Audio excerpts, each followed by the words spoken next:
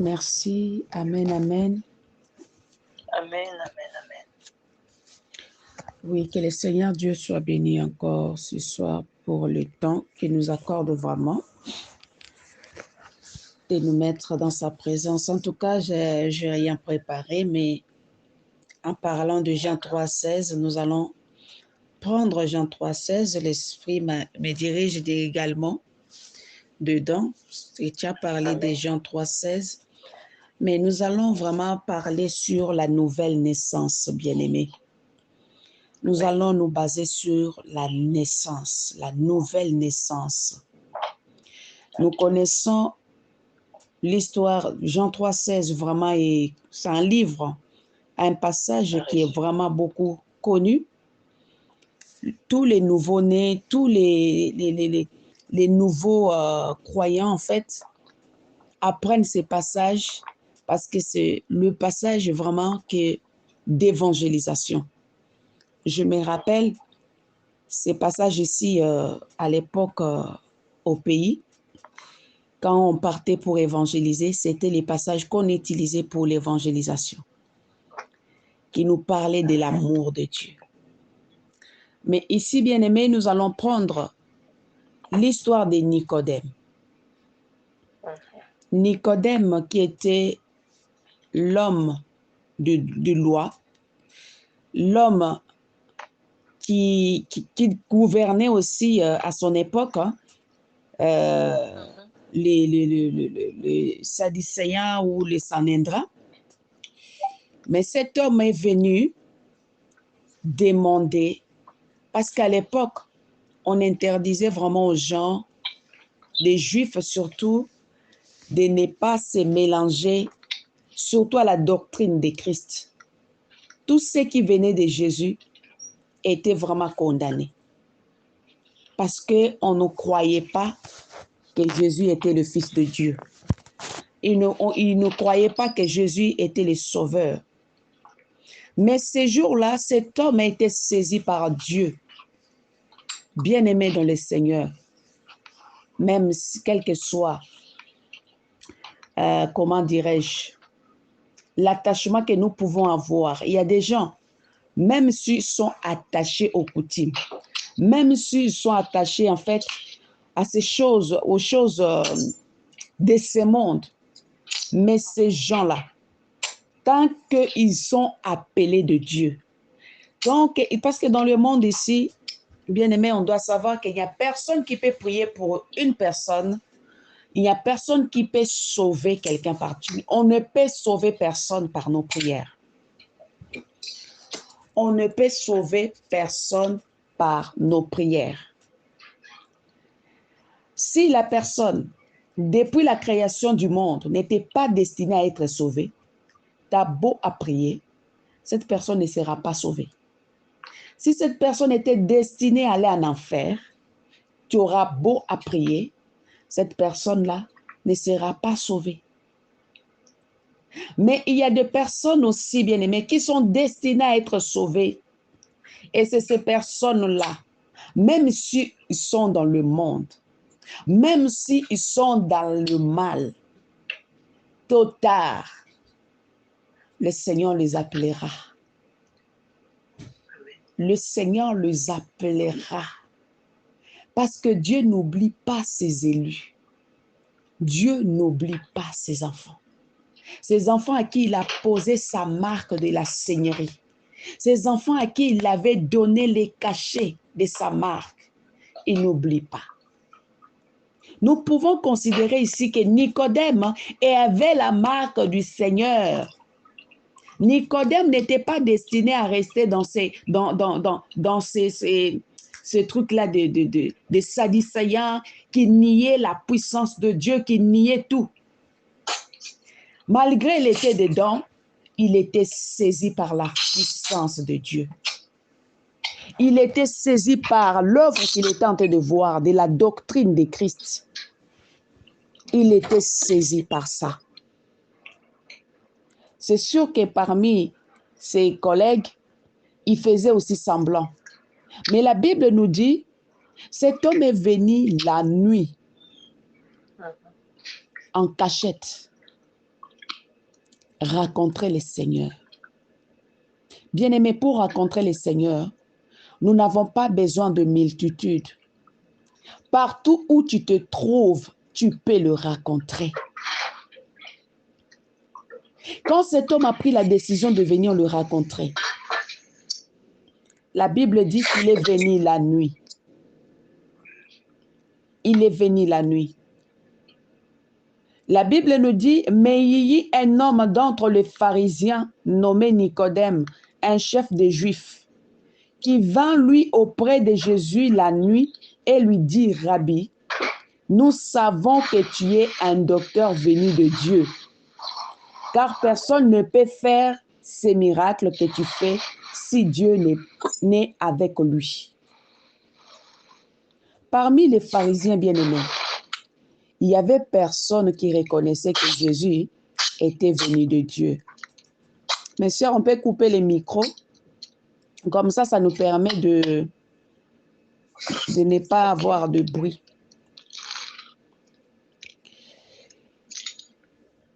Alors, Jésus, cet homme, vient le voir pour lui dire, nous savons que tu es le docteur venu de Dieu. Or, le pharisien ne reconnaissait pas que Jésus était un homme venu de Dieu. Il y en a qui lui traitaient des démons, il y en a qui lui traitaient de tous les noms. Mais Nicodème avait compris que cet homme-là a quelque chose venant de Dieu. Et quand il a pris la décision de venir le rencontrer, il dit, Jésus lui répondit, en vérité, je te l'ai dit, si un homme n'est né de nouveau, il ne peut voir le royaume de Dieu. La nouvelle naissance, bien-aimé. Naître de nouveau. La Bible nous dit que la nouvelle naissance n'est pas une réforme de la vieille nature. C'est un acte créateur du Saint-Esprit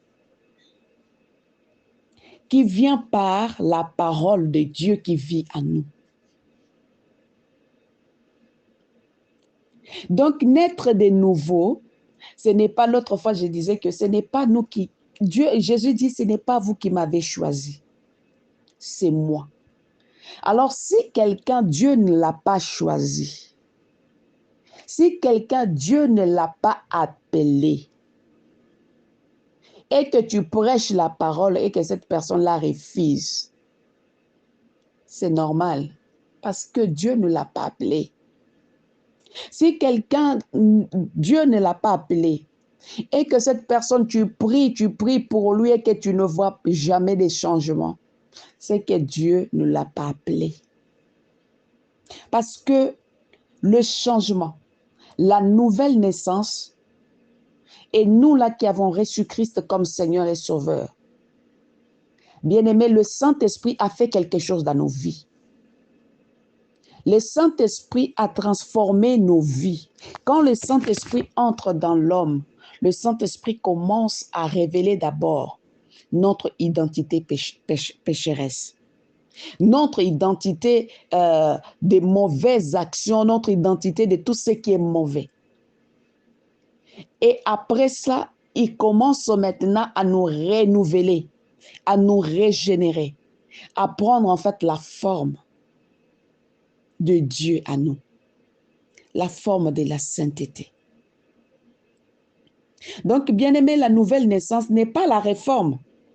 Ce n'est pas une réforme ou un changement où on se décide de changer, de naître de nouveau. Non, c'est un acte du Saint-Esprit. Nicodème devait naître de nouveau. Quand Jésus lui dit, si un homme n'est né ni d'eau ni d'esprit, il ne peut voir le royaume de Dieu. Bien-aimé,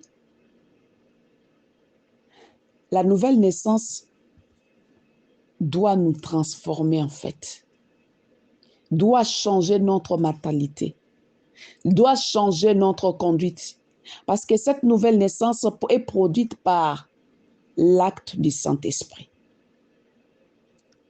Le Saint-Esprit en nous produit la sainteté, la sanctification. Et le Seigneur compare maintenant à la nouvelle naissance. Nicodème pose la question au Seigneur. Nicodème lui dit, comment un homme peut-il naître quand il est encore vieux? Et Nicodème n'avait pas compris dans la dimension où Jésus parlait. Nicodème n'avait pas saisi parce que lui, il était tellement plongé dans la loi de Moïse. Mais Jésus lui dit, en vérité, je te le dis, si un homme n'est né d'eau et d'esprit, il ne peut entrer dans le royaume de Dieu. Bien-aimé, on peut être baptisé. Ce n'est pas cela qui fera de nous entrer dans le royaume de Dieu. Parce qu'il y a beaucoup de personnes aussi qui ont reçu le baptême par l'immersion. Mais ces gens-là, ils ne sont peut-être pas entrés dans le royaume de Dieu. Mais le baptême que le Saint-Esprit nous dit ici, si un homme n'est né ni d'eau ni d'esprit, c'est le baptême de feu, qui est le baptême du Saint-Esprit. Le baptême qui vient briser en nous tout ce qui est de la chair.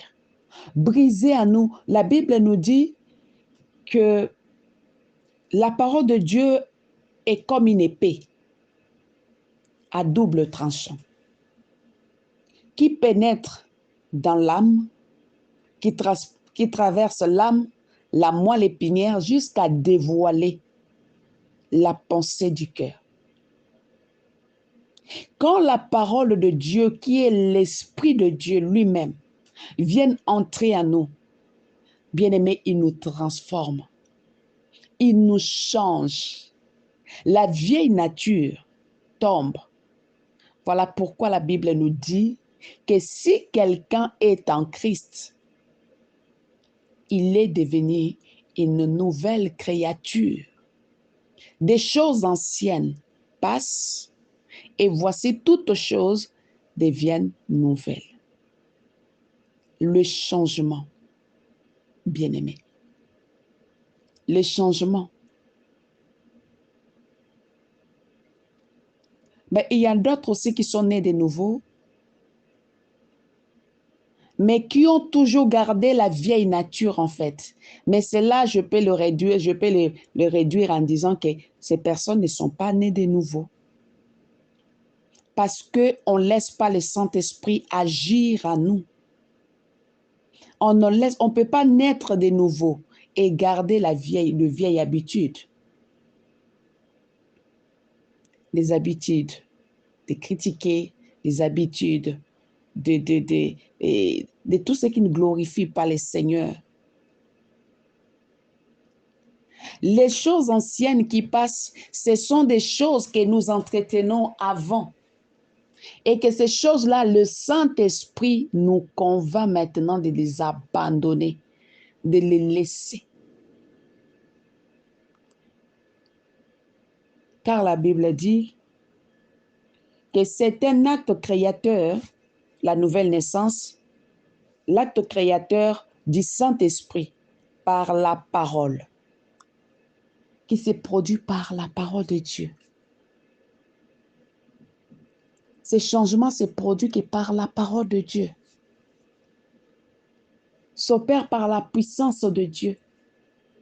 Jésus voulait voir Nicodème transformé, les laver les cerveaux en fait, d'enlever ce qu'ils avaient dans leur tête, le croyance qu'ils avaient dans leur pensée, le croyance de croire que Moïse est leur Dieu. Parce qu'ils ont fait aussi de Moïse comme leur Dieu, comme leur prophète. Et le Seigneur dit, ce qui est né de la chair est chair. Au verset 6, et ce qui est né de l'esprit est esprit. Voilà pourquoi, bien-aimé, je disais l'autre fois dans Jean, toujours dans le livre de Jean 1, verset 12, qui nous dit que ce qui est né de la chair est chair. Voilà, nous ne sommes pas nés de la volonté, pardon, de l'homme, ni de la chair, ni de nos parents, mais nous sommes nés de la volonté de Dieu. Et que nous ne sommes pas le fruit du hasard. Et que nous ne sommes pas venus vers le Seigneur par hasard. Si tu as cru au Seigneur, c'est parce que le Seigneur t'avait déjà prédestiné que tu seras son fils et tu seras sa fille. Parce qu'il dit, ce n'est pas vous qui m'avez choisi. C'est moi qui vous ai choisi. Maintenant, en étant dans la nouvelle naissance, en étant dans le choix de Dieu, et j'aime toujours la Bible dans le livre de Matthieu, dans le livre toujours de Jean, où le Seigneur dit que je ne vous appellerai plus serviteur. En étant maintenant devenu nouvelle, renouvelée, en étant maintenant rempli du Saint-Esprit, Nicodème lui dit, comment cela peut-il se faire? Jésus lui répondit, tu es le docteur d'Israël, tu es le docteur d'Israël et tu ne sais pas ces choses. En vérité, je te l'ai dit, nous disons ce que nous savons et nous rendons témoignage de ce que nous avons vu. Et nous recevons notre témoignage. Si vous ne croyez pas,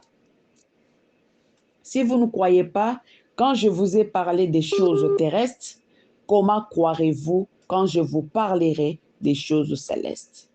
Personne n'est monté au ciel si ce n'est que celui qui est descendu du ciel, le Fils de l'homme qui est dans le ciel. Le Fils de l'homme qui est dans le ciel. Oui, bien-aimé. Le changement par la nouvelle naissance et par la suite, le Seigneur qui nous dit que moi, je ne vous appellerai plus serviteur, mais je vous appellerai ami. Bien-aimé, après avoir né de nouveau, et que le Saint-Esprit vient maintenant nous produire ces changements en nous, par l'acte du Saint-Esprit en fait, et le Seigneur nous appelle maintenant. Le Seigneur nous appelle maintenant, après nous avoir changé, il nous appelle maintenant à devenir ses amis bien-aimés.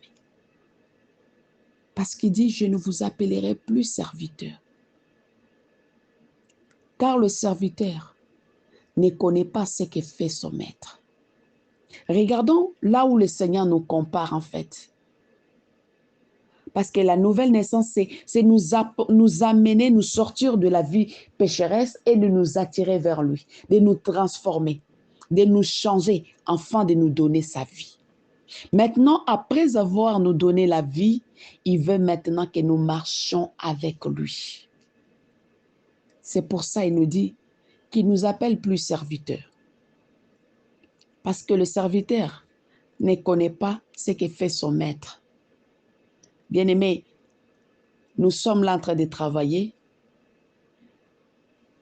Peut-être tu vas trouver une société, une grande société qui existe déjà. On voit des gens, des responsables qui sont là, qui gèrent.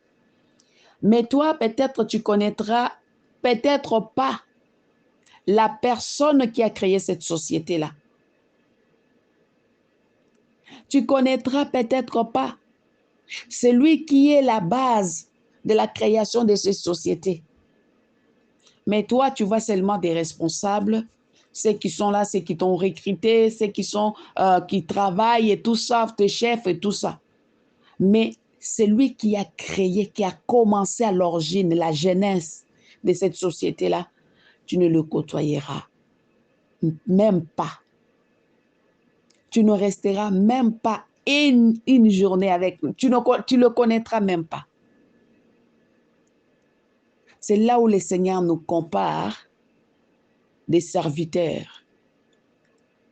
Parce que quand tu viens travailler, tu fais que ton travail et tu t'en vas. Mais la personne qui a fait la société, tu ne le côtoies pas. Tu ne le connais même pas. Parce que la Bible dit que le maître, le serviteur ne sait pas ce que fait son maître. Parce que tu ne connais même pas la vie de ce monsieur qui a fait la société. Mais Jésus veut que nous soyons son ami. Nous soyons ses amis. Parce que l'ami, c'est une intime.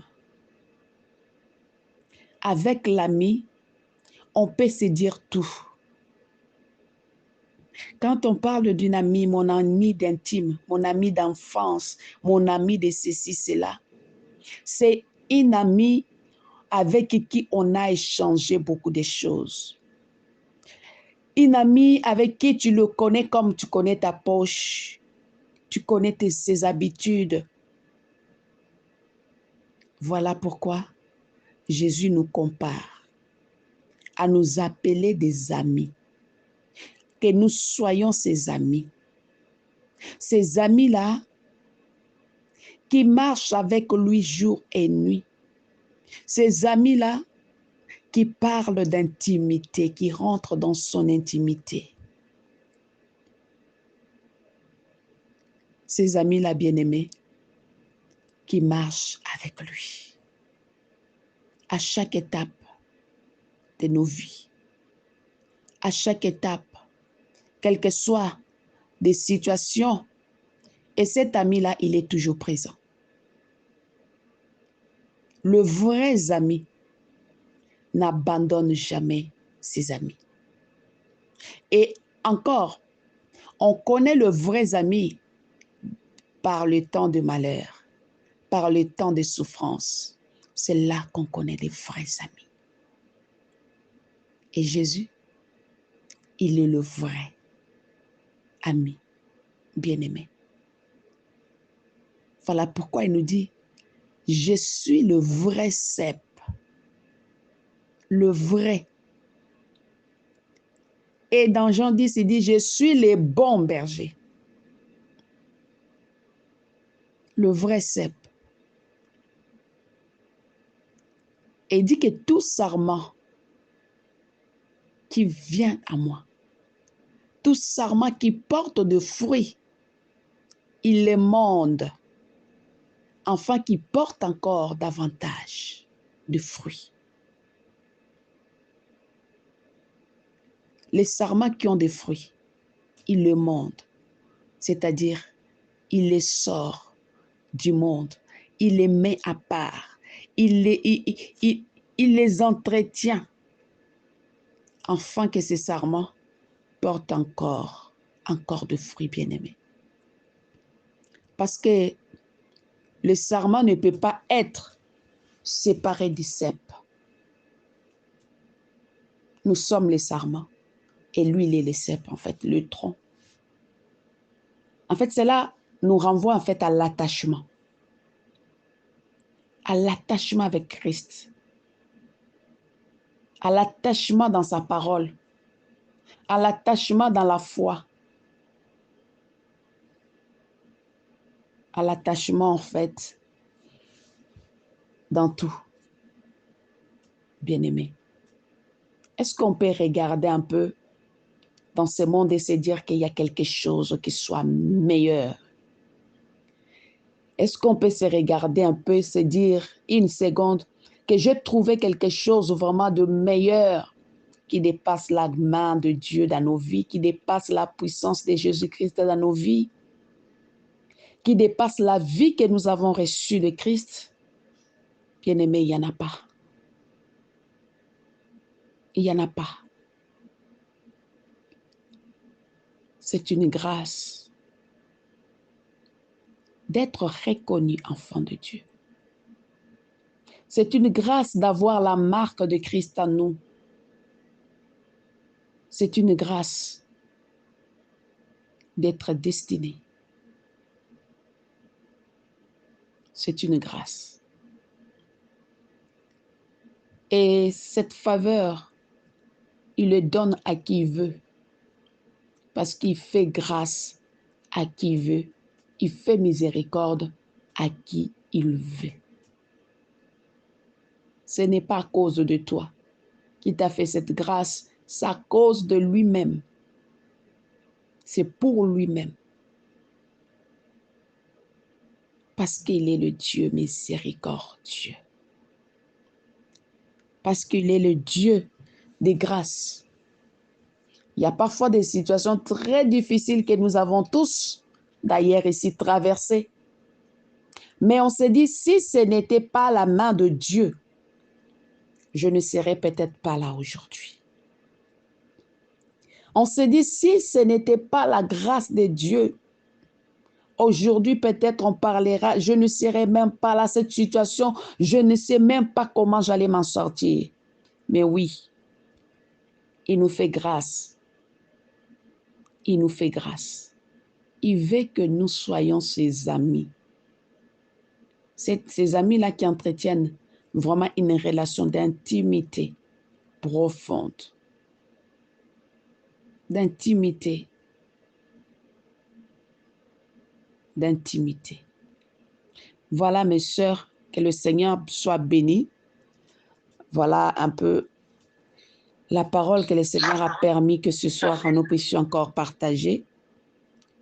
Et Amen. avec les 10 minutes qui nous restent, nous allons intercéder